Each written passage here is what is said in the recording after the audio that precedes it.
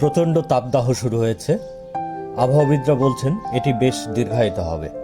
এমত অবস্থায় যারা বনসাই বা ছাদ বাগান করেন তারা বেশ টেনশনে আছেন। গাছে পানি দেওয়ার 2-1 ঘন্টা পরে দেখবেন মাটি আবার শুকিয়ে গেছে, বিকেলের দিকে দেখবেন নেতিয়ে গেছে। এ অবস্থা বেশ কিছুদিন চলতে থাকলে গাছ ডাইব্যাক করতে পারে, এমনকি পুরো গাছ মারাও যেতে পারে। তাই প্রথমে যে কাজটি করতে হবে তা হলো সারাদিনের পানি নিশ্চিত করা।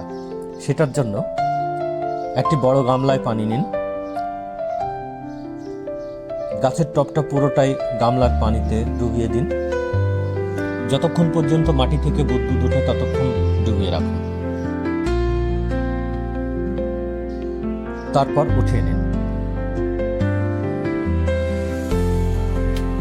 এ ধরনের খাড়া টব হলে একই রকম খাড়া বালতি নিন, এভাবে ডুবিয়ে দিন।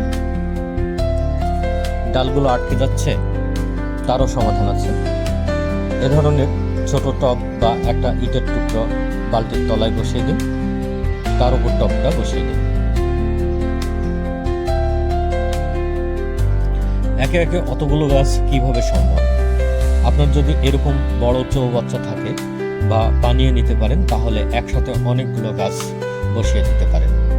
আর সব গাছের জন্য তো এটা করার দরকার নেই।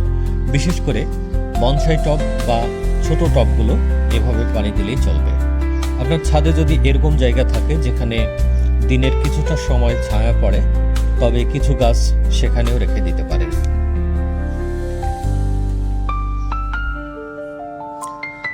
যদি গাছের উপর দিয়ে কাপড়ের শেড দিয়ে দিতে পারেন তবে আরো ভালো হয়।